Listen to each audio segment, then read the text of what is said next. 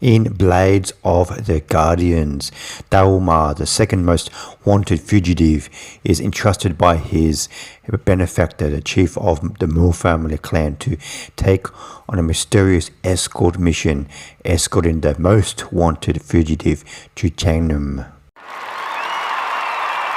Blades of the Guardians is directed by legendary Chinese director Yuen Woo-ping, and he has directed classic films such as Drunken Master and Iron Monkey, and helped made international stars of actors such as Jackie Chan, Jet Li, Michelle Yeoh, and Donnie Yen. And Yuen Woo-ping has not directed a film since in 80 years. The last film he directed was a spin-off of the Ip Man trilogy called Master Z, Ip Man Legacy, and I recommend checking out that film. That film stars Michelle Yeoh and Dave Bautista. And Blades of the Guardians will be releasing in cinemas worldwide on February 17 for Chinese Lunar New Year. If this ends up being the 81-year-old director's final film, Yuen Woo-ping, then it's a film that's a pretty good one to go out on, because the action in this film is pretty impressive. In this film, Wu Jing plays a bounty hunter. He goes around to different areas in ancient China with his nephew, killing fugitives and collecting money. And then if he kills someone important, then he has to hide away for a few months or a couple of years. His benefactor gives him an offer that he can erase all of Daoma's debts and all the bounties on his head if he takes the most wanted fugitive across the desert to the final destination. He agrees to take the most wanted fugitive to Chang'an, and a whole bunch of bounty hunters, all the bounty hunters in the world, come because there's a 200,000 coin reward for capturing the most wanted man. There's a lot of action set pieces in this film.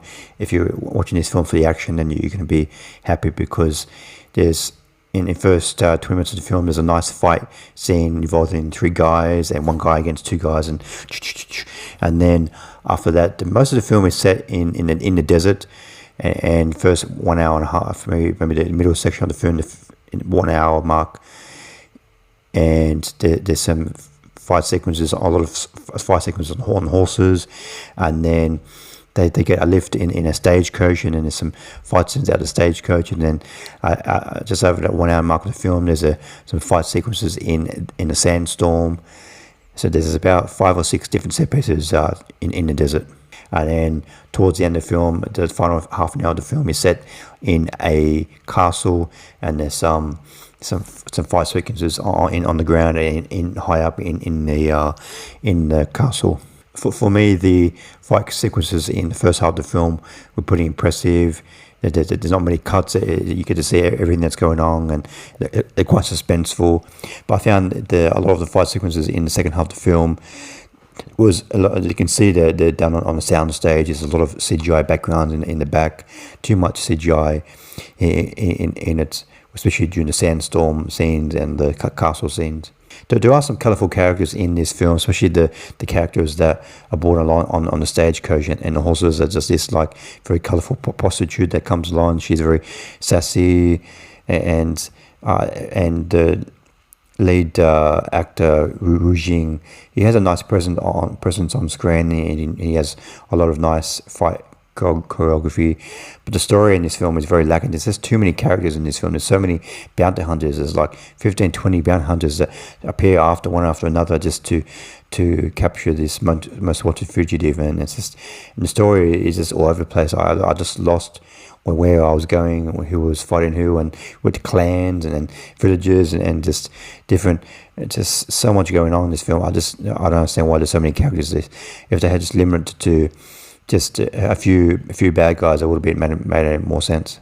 But this genre of Chinese martial arts is not known for its story and characters. So if you're coming to this film just for the action, then you're probably not going to be disappointed. There's a lot of action in this film. I give Blades of the Guardians 2.5 stars out of 5.